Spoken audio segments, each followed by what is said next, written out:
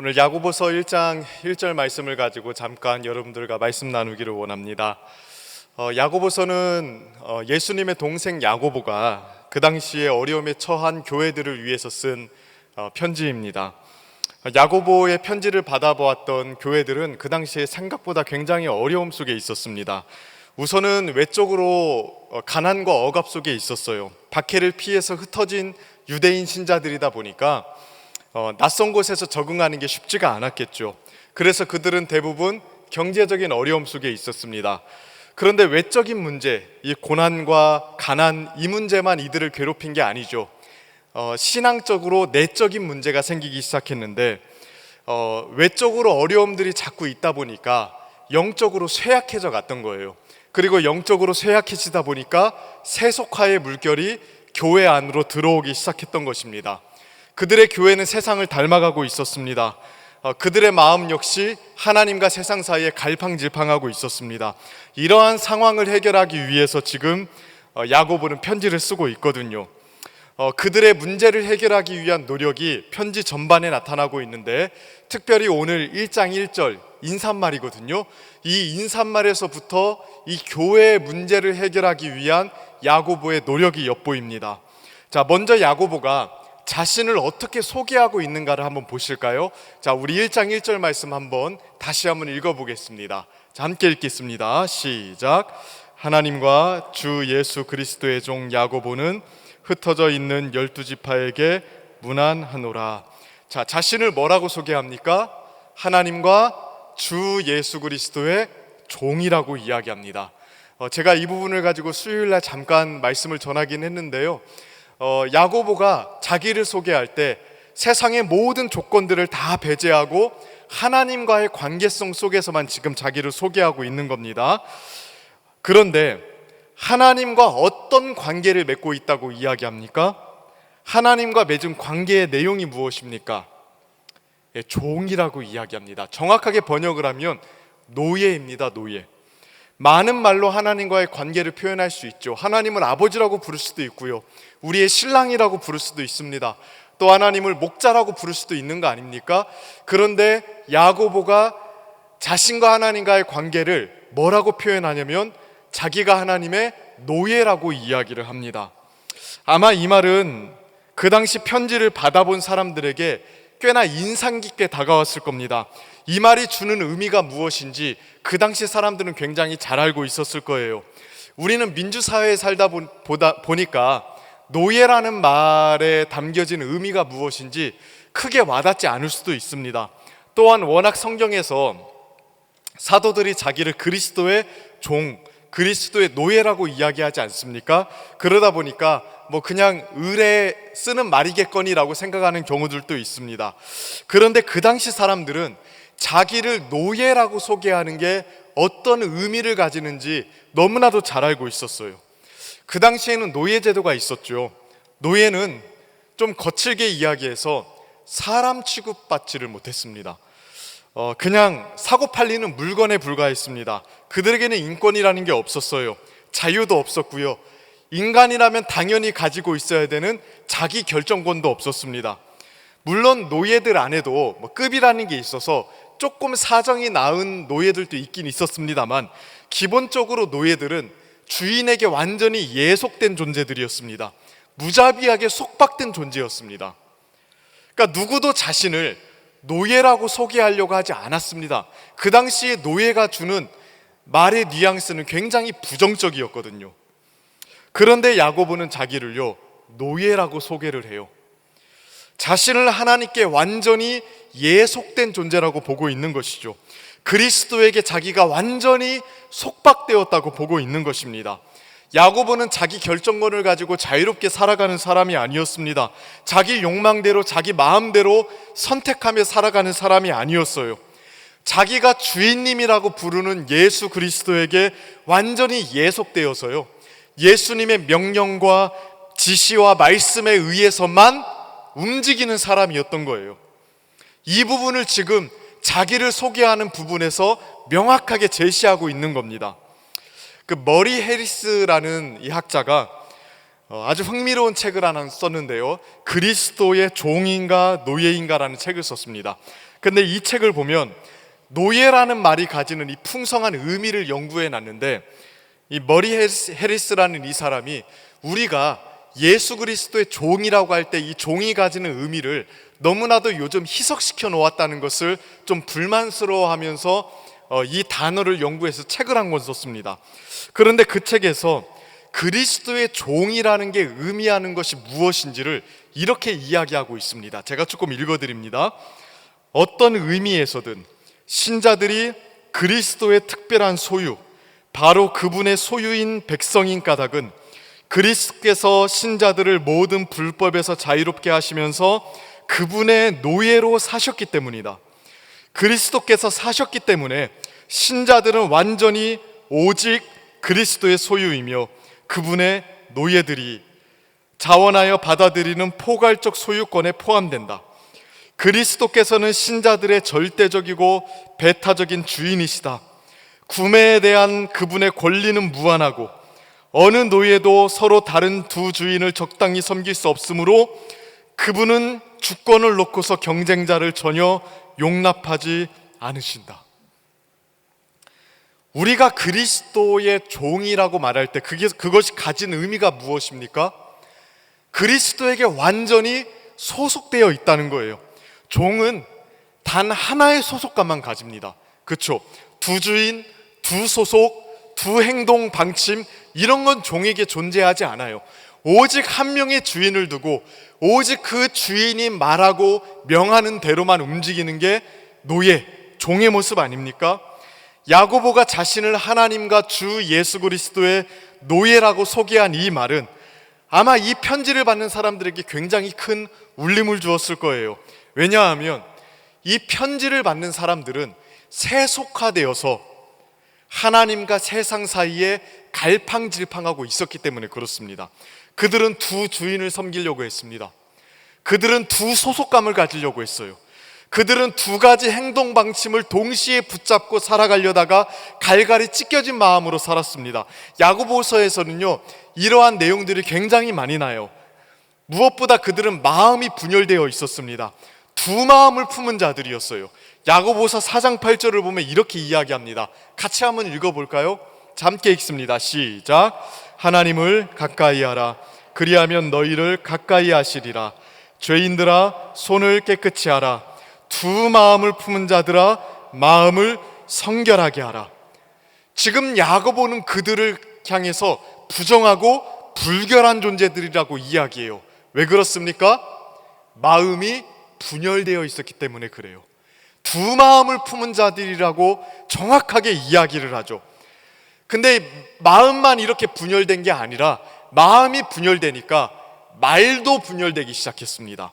자, 3장 9절 10절 말씀에 보면 그들이 한 입을 가지고 두 가지 분열된 말을 하기 시작했다고 이야기합니다. 여기도 한번 같이 읽어볼까요? 자, 함께 읽습니다. 시작. 이것으로 우리가 주 아버지를 찬송하고 또 이것으로 하나님의 형상대로 지음을 받은 사람을 저주하나니 한 입에서 찬송과 저주가 나오는도다. 내 형제들아, 이것이 마땅하지 아니하니라. 뭐라고 이야기합니까?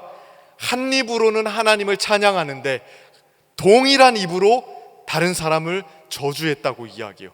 그러니까 마음만 분열된 게 아니라 이 분열된 마음이 언어를 통해서 드러나기 시작했습니다. 언어만 분열된 게 아닙니다. 뿐만 아니라 믿음과 행위도 분리되기 시작했어요. 자, 야고보서 2장 14절, 우리가 잘 아는 구절이긴 한데요, 같이 한번 읽어봅시다. 시작. 내 형제들아, 만일 사람이 믿음이 있노라 하고 행함이 없으면 무슨 유익이 있으리요? 그 믿음이 능히 자기를 구원하겠느냐? 이게 이들의 상태였습니다. 한마디로 표현하면 분열 증상을 겪고 있었어요. 마음으로 하나님을 사랑한다고 이야기하면서 은밀하게 세상적인 것도 사랑했습니다. 그들의 입술은 한편으로는 하나님을 찬양하는데 다른 편으로는 다른 사람을 저주했습니다. 뿐만 아니라 말이 행함과 분리되기 시작했어요. 신앙적인 말을 하는데 그 말에 실체가 존재하지 않았습니다. 이 분열이 그들이 겪는 세속화 증상이었어요. 뭐 야고보 시대의 교회만 그런 것이 아니겠죠. 교회의 세속화는요, 언제나 이러한 분열 증상을 낳습니다. 우리는 세속화하면 굉장히 거창하게 생각할 때가 많지 않습니까? 교회 안에 불상이라도 갖다 놔야 세속화되었다고 이야기합니다. 그러나 사실은 세속화의 가장 첫 번째 증상은요, 이 분열이에요. 분열. 마음이 분열되는 것, 말이 분열되는 것, 믿음과 행함이 분열되는 것. 이 분열 증상이 세속화의 전형적인 모습입니다. 그런데 왜 이러한 분열 증상이 나타날까요? 가장 큰 문제가 뭡니까? 하나님께 완전히 예속되지 못했기 때문에 그런 거 아닙니까? 우리가 오직 한 분의 주인밖에 섬기지 못한다는 그 사실을 명확하게 붙들지 않기 때문에 자꾸 마음이 나뉘고 말이 나뉘고 행동이 나뉘는 거예요. 다시 말해서 우리가 하나님과 주 예수 그리스도의 종이라는 사실을 분명하게 붙들지 못하고 그 정체성을 가지고 살아가지 못하기 때문에 자꾸 이러한 분열 증상이, 세속화 증상이 나타나는 겁니다. 그래서 야고보는 세속화로 인해서 분열 증상을 겪고 있는 교회를 향해서 소위 뼈 때리는 이야기를 하는 거예요. 하나님과 주 예수 그리스도의 종 야고보. 자기의 정체성을 그렇게 소개하면서 봐라, 너희의 정체성도 이게 아니냐. 하나님과 세상 사이에 마음이 갈라지고 말이 갈라지고 행동과 믿음이 갈라지는 산산이 분열된 모습이 너희의 모습이 아니라 한 분 주인께 온전히 예속된 것이 원래 너희들이 갖춰야 되는 모습이다. 지금 이 이야기를 던지고 있는 것입니다. 우리는 우리 자신들을 한번 점검해 볼 필요가 있지 않겠습니까? 여러분은 여러분 스스로를 어떻게 생각하고 계십니까? 우리는 하나님과 주 예수 그리스도께 완전히 예속되었다고 생각하십니까? 그분에 의해서 규정되고 움직이고 그분에 의해서 선택하고 그분에 의해서 행하며 살아가고 있습니까? 이것이 흐릿해지면요, 세속화 증상, 즉 두마음 증상이 일어납니다. 무슨 특별한 죄를 저질러야 두마음이 생기는 게 아닙니다. 의도적으로 심각하게 죄를 짓거나 무슨 특별한 배교적인 행위를 해야 두마음이 생기는 게 아니에요. 하나님께 예속되지 않은 만큼 세상이 그 자리를 차지하는 겁니다. 그러니까 무슨 특별한 범죄를 저질러서 두마음이 생기는 게 아니라 하나님을 덜 사랑하면, 하나님께 덜 소속되면 그만큼 세상이 그 자리를 밀고 들어와서 차지하게 되고, 그게 심각해지면 두마음 증상이 생기는 것입니다. 우리의 마음에는요, 중립적인 영역이라는 건 존재하지 않아요. 그러니까 하나님을 사랑하지 않잖아요. 그러면 하나님을 사랑하지 않은 만큼 빈 공터로 남아있는 게 아닙니다. 거기에는 반드시 세상을 열망하고 세상을 사랑하는 마음이 밀고 들어옵니다. 반드시 그렇게 됩니다. 그래서 자연스럽게 두마음이 생기는 거예요. 그러니까 무슨 특별한 죄를 짓거나 배교적인 행위를 하거나 이단에 빠져야 세속화되는 게 아니라 하나님을 덜 사랑하면, 하나님께 덜 소속되면 그만큼 세상이 그 자리를 차고 들어오는 거예요. 고대 철학자였던 세네카라는 철학자는요, 이렇게 이야기했어요. 노예가 아닌 사람이 있으면 내게 보여달라. 정욕의 노예인 사람도 있고 탐욕의 노예인 사람도 있고 사회적 특권의 노예인 사람도 있으며 모든 사람은 두려움의 노예다. 노예가 아닌 사람이 있으면 내게 보여달라. 그러니까 사람이 어디에 소속되지 않는 경우는 없대요.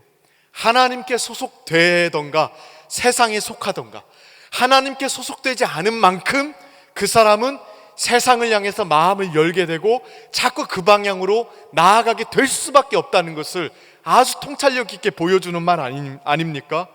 그러니까 우리의 마음에 진짜로 얼마나 하나님을 붙들고 있는지, 또 하나님께 얼마나 예속되어 살아가고 있는지를 한번 점검해 보시기를 바랍니다. 물론 현실적으로 이야기해서 100% 하나님께 완벽하게 소속되어서 100% 하나님을 향한 사랑으로 가득 차 있는 사람은 아마 없을 겁니다.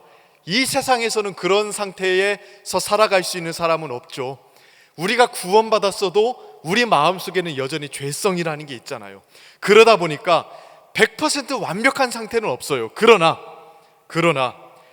은혜를 많이 누리게 되고 하나님 앞에서 진실하게 자신을 부인하는 삶을 살게 되면 죄성이 우리 마음속에 있다 하더라도 그 사람은요, 두 마음으로 쪼개지지 않습니다.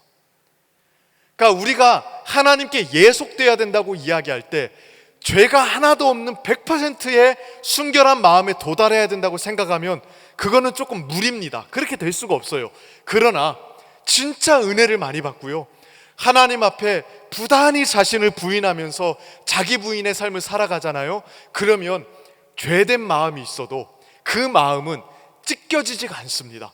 오히려 하나님을 향한 사랑으로 통합이 돼요. 그래서 죄성을 가지고 있어도 올곧게 하나님을 사랑하고 하나님께 복종하는 삶으로 나아갈 수 있습니다. 분열되지 않고요. 그런데 은혜를 잃어버리면 어떻게 됩니까? 은혜가 떨어지면 어떻게 됩니까? 하나님께 붙들린 마음이 옅어지고 흐려지면서 그만큼 세상을 사랑하는 마음, 또 세상에 속한 것들을 열망하는 마음들이 밀고 들어와요. 그리고 그게 심각해지면 두 마음으로 자꾸 쪼개지는 겁니다. 야고보는 이 상태를 꼬집고 또 이 상태를 예방하기 위해서 자신을 그리스도의 노예라고 소개하고 있는 거예요. 진짜 근본적인 영역에서부터 우리 자신들을 점검해 보자는 거예요. 단순히 교회 일 열심히 하는 것, 단순히 종교적인 규례를 지키는 것, 이런 것을 떠나서 진짜 우리의 마음 상태가 하나님 앞에 어떤 상태인지를 점검해 보자는 거예요. 그래서 다시금 하나님께 예속된 상태, 하나님의 은혜를 충만히 누리고 그에게 속해서 살아가는 하나님께 통합된 상태를 유지하고자 노력하자는 겁니다. 이러한 상태를 유지하고 붙들고 살아가는 우리 성도인들 되기를 바랍니다. 자, 이게 야고보가 첫 번째 강조했던 거고요. 두 번째로 성도가 마땅히 갖춰야 될 모습으로서 야고보가 종만 강조하는 게 아닙니다. 자, 편지를 받는 사람들을 특별한 말로 부르면서 성도가 마땅히 갖춰야 되는 두 번째 모습을 강조하고 있는데요. 자, 아주 중요한 말을 사용합니다. 우리 1장 1절 다시 한번 읽어보실까요? 자, 1장 1절 한번 같이 읽습니다. 시작. 하나님과 주 예수 그리스도의 종 야고보는 흩어져 있는 12지파에게 문안하노라. 자, 뭐라고 부르고 있습니까? 편지 받는 사람들을요, 흩어져 있는 12지파입니다. 자, 구약의 12지파라는 개념을 가지고 신약의 성도들을 지금 표현하고 있는 겁니다. 자, 구약의 12지파, 하나님의 백성들을 상징하는 말이죠. 하나님의 백성들을 일컬을 때 12지파라고 일컬었습니다. 그런데 그 하나님의 백성을 이어받은 사람들이 누구입니까? 이스라엘의 육신적인 혈통들이 아니라 예수 그리스도를 믿는 신약의 성도들이 하나님의 참된 백성들을 이어받아서 하나님의 백성들이 되었다는 거예요. 그래서 교회를 향해서 12지파라고 지금 부르고 있는 겁니다. 그런데 자, 이 12지파라고 불리는 신약의 하나님의 백성들이 어떤 모습을 하고 있습니까? 어떻게 되어 있어요? 흩어져 있답니다. 흩어져 있는 12지파입니다. 이 표현은 우선적으로 고난과 박해로 인해서 하나님의 백성들이 뿔뿔이 흩어져 있다는 것을 이야기하는 것이기도 합니다만, 여기에는 물리적이고 지리적인 의미만 담겨 있는 것은 아닙니다. 신앙적인 의미도 담겨 있습니다. 여러 가지 의미들을 여기서 유추해낼 수 있습니다만, 가장 주된 의미는 이 12지파가 나그네로서 이 땅을 살아가고 있다는 거예요. 자, 흩어져 있습니다. 이 말은 뭡니까? 정착지가 없다는 거거든요. 그저 흩어져서 세상에서 나그네와 행인으로서 살아가고 있다는 거예요. 근데 이 상태를요, 야고보는 성도들이 정체성으로서 가지고 있어야 되는 상태라고 지금 이야기하고 있는 겁니다. 그러니까 물리적으로 흩어져 있는 것뿐만이 아니라 영적으로, 신앙적으로 우리가 우리 자신들을 생각할 때 이 세상에 정착지가 없는 나그네로서 생각하고 있어야 된다는 걸 이야기하고 있는 거예요. 사실 이 흩어져 있다는 말은 12지파라는 말과 굉장히 어울리지 않는 말이거든요. 자, 구약의 12지파는 어떤 사람들입니까? 흩어져 살던 사람들이 아니잖아요. 왜 그렇습니까? 하나님께서 구약의 12지파에게 기업을 주셨습니다. 가나안 땅을 주셨어요. 그래서 12지파는 자기네들의 땅을 가지고 있었습니다. 그러니 12지파는 원래는 흩어진 자들이 아니에요. 하나님이 주신 기업을 가지고 그 땅에 정착해서 살고 있는 사람들이었습니다. 그런데 신약의 12지파, 참된 하나님의 백성인 신약의 12지파는요, 땅이 없습니다. 이 사람들은 흩어져 있어요. 예수 그리스도를 믿어 참된 하나님의 백성이 된 이 사람들은요, 구약의 12지파와는 다르게 정착지가 없어요. 흩어져 있습니다. 왜 그렇습니까? 이들의 정착지와 기업이 이 땅에 속해 있는 게 아니었기 때문에 그래요. 그들의 기업은요, 그들의 정착지는요, 하늘에 속한 것이었습니다. 그래서 흩어져 있는 자들로 표현되어 있는 겁니다.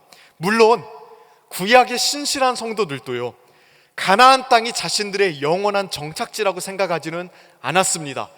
물론 유대인들이 왜곡된 신앙을 가지게 되면서 그렇게 생각하는 경향이 짙어졌지만, 구약 성경에도 보면 신실한 믿음의 성도들은요, 가나안 땅을 자신들의 정착지라고 생각하진 않았어요. 히브리서 11장 13절부터 16절을 보면 이 부분이 잘 나와 있습니다. 여기 한번 좀 길긴 한데요, 같이 한번 읽어보실까요? 자, 히브리서 11장 13절부터 16절까지 구약의 성도들이 어떤 믿음을 가지고 살았나 표현해 놓고 있는 겁니다. 같이 읽습니다. 시작. 이 사람들은 다 믿음을 따라 죽었으며 약속을 받지 못하였으되 그것들을 멀리서 보고 환영하며 또 땅에서는 외국인과 나그네임을 증언하였으니 그들이 이같이 말하는 것은 자기들이 본향 찾는 자임을 나타냄이라. 그들이 나온 바 본향을 생각하였더라면 돌아갈 기회가 있었으려니와 그들이 이제는 더 나은 본향을 사모하니 곧 하늘에 있는 것이라. 이러므로 하나님이 그들의 하나님이라 일컬음을 받으심을 부끄러워하지 아니하고 그들을 위하여 한 성을 예비하셨느니라. 자, 구약의 성도들은 하나님이 주신 가나안 땅에 살고 있었습니다. 근데 가나안 땅에 살고 있으면서도 자신들을 나그네라고 생각했대요. 자신들의 본향이 가나안 땅이라고 생각하지 않았습니다. 영원한 하나님의 나라가 자신들의 본향이라고 생각했어요. 그래서 정착지가 있었음에도 불구하고 본향을 사모하는 마음으로 나그네처럼 살았다고 이야기합니다. 예수 그리스도께서 이 땅에 오셔서 구원을 완성하신 이후에는 이 부분이 더욱더 분명하게 되었죠. 그래서 우리는, 신약의 성도들인 우리는 더욱더 분명하게 물질적이고 육체적인 것을 우리의 기업으로 생각하지 않습니다. 그가 이루신 하나님의 나라, 그 영광스러운 나라가 우리가 소유해야 될 영원한 기업이요 상급이라고 생각하며 살아가죠. 그리고 이 땅에서는 어떻게 살아가는 거예요? 흩어진 자로 사는 거예요. 나그네로 살아가는 거예요. 여행자로 살아가는 것입니다. 우리의 본향, 우리의 참된 기업, 우리의 영광은요, 이 땅으로부터 얻는 게 아닙니다. 이 사실을 강조하고자 야고보는 신약의 성도들을 가리켜서 흩어져 있는 12지파라고 불렀던 겁니다. 이것은 야고보만 강조하는 게 아니죠. 성경의 곳곳에서 일관되게 강조하고 있는 거 아닙니까? 사도 베드로는요, 곳곳에 흩어져 있는 자들에게 편지를 쓰면서 이렇게 이야기했습니다. 예수 그리스도의 사도 베드로는 본도, 갈라디아, 갑바도기아와 아시아와 비두니아에 흩어진 나그네들에게, 자기가 편지를 쓰는 신약의 성도들을 가리켜서 나그네라고 노골적으로 표현을 합니다. 그러면서 베드로전서 2장 11절을 보면 이렇게 이야기를 합니다. 같이 한번 읽어보겠습니다. 시작. 사랑하는 자들아, 거류민과 나그네 같은 너희를 권하노니 영혼을 거슬러 싸우는 육체의 정욕을 제어하라. 이 땅에서 거류민이요 나그네로 살기 때문에 세속적이 되지 말라고 이야기하고 있는 겁니다. 빌립보서 3장 20절에 사도 바울도 마찬가지입니다. 이렇게 이야기해요. 그러나 우리의 시민권은 하늘에 있는지라 거기로부터 구원하는 자 곧 주 예수 그리스도를 기다리노니. 그리스도인의 시민권이 어디 있습니까? 대전광역시가 아닙니다. 어디 있습니까? 하늘에 있대요. 하늘로부터 우리는 시민권을 발급받은 사람들이래요. 그래서 소속감이 하늘입니다. 이 땅에서는 나그네로, 행인으로, 여행자로 살아가는 것 뿐이에요. 우리는 우리의 삶을 어떻게 이해하고 있습니까? 우리의 인생을 한마디로 정의하라고 하면 여러분은 어떻게 정의할 수 있습니까? 진짜 이 땅에서 잠시 왔다가 가는 나그네일 뿐이라는 사실. 그래서 이 땅의 것으로 움켜쥐는 것이 아니라 영원한 것들을 추구하며 사모하며 살아가는 삶이어야 된다는 것을 분명히 인지하고 있습니까? 저는 그 존 버년이라는 사람이 쓴 철로역정이라는 책을 정말 좋아합니다. 그러니까 다독한 책 중에 아마 이 책을 제일 많이 읽었을 거예요. 이 책은 그리스도인의 삶을 순례자로 표현하면서 그 순례의 과정 속에서 일어나는 여러 가지 일들을 참 흥미롭게 묘사해 놓고 있습니다.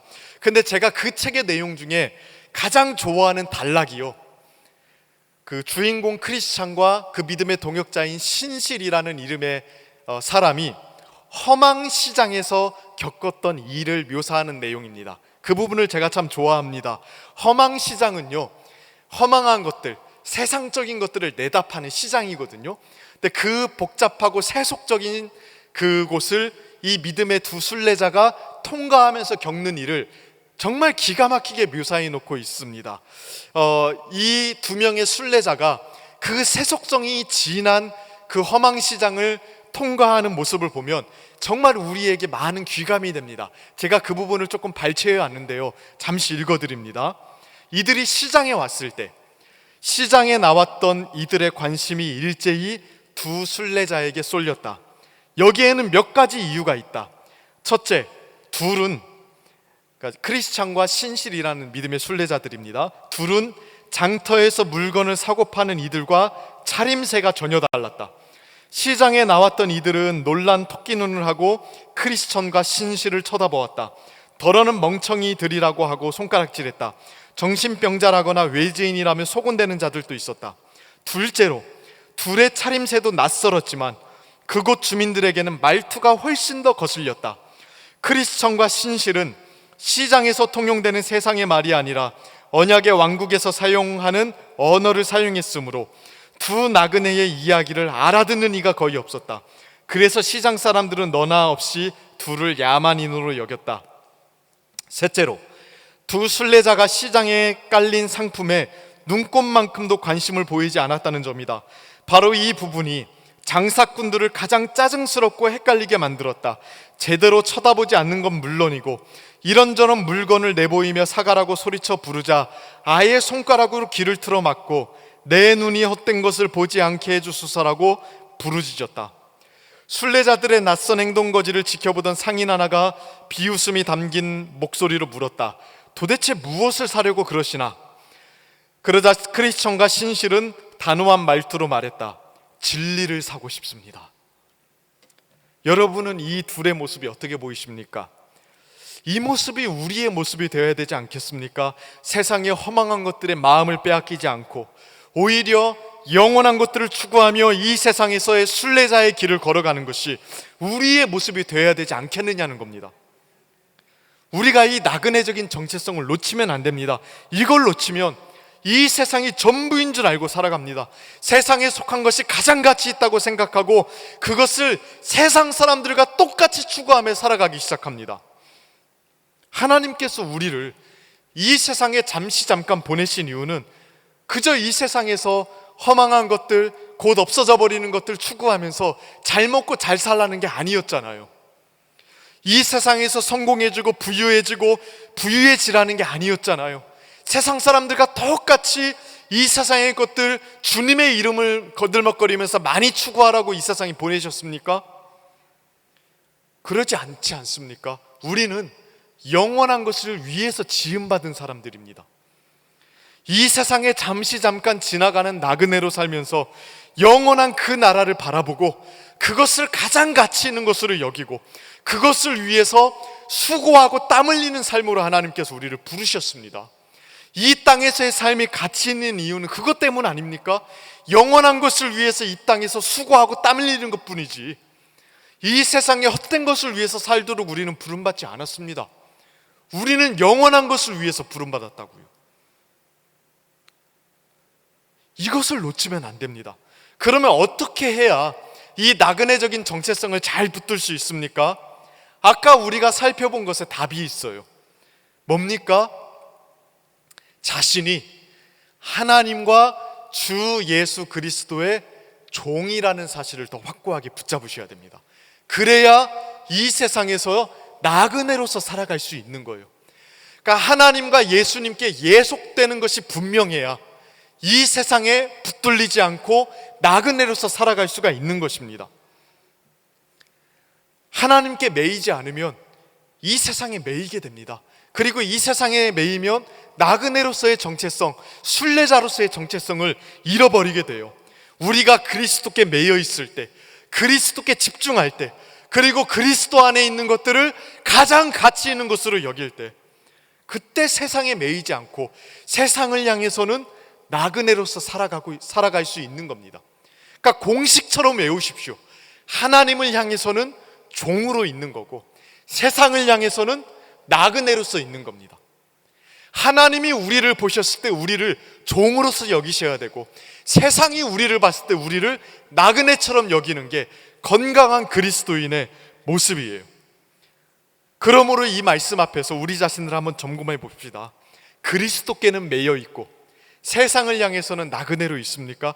반대로 되고 있는 건 아닙니까?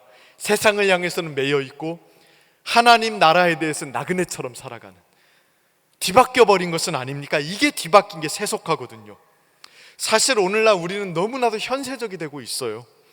이 세상에서 우리의 삶은 영원한 것을 위해서 살아갈 때만 가치가 있을 뿐인데, 그냥 이 세상에서 잘 먹고 잘 사는 것 그 자체가 우리 인생에 목숨 바치는 목적이 되어버렸습니다. 너나 할 것 없이 온통 재산을 증식하는 것, 땅을 증식하는 것, 집 평수를 넓히는 것, 여기에 혈안이 되어 있지 않습니까? 우리나라 전체가 거기에 완전히 혈안이 되어 있습니다.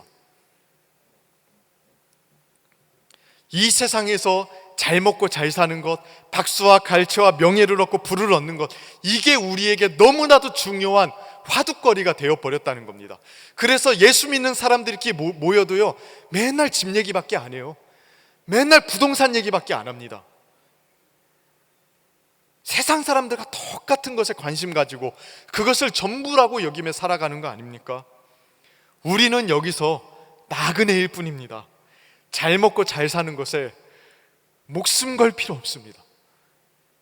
잘 먹고 잘 사는 것에 목숨 걸 필요 없습니다. 그냥 근근히 먹고 살면 됩니다. 근근히 먹고 살면 되는 거 아닙니까? 우리가 매여 있을 것은 하나님과 주 예수 그리스도, 그리고 세상을 향해서는 나그네, 이 두 가지 정체성을 오늘 이 말씀을 통해 견고하게 붙드는 성도님들 되었으면 좋겠습니다.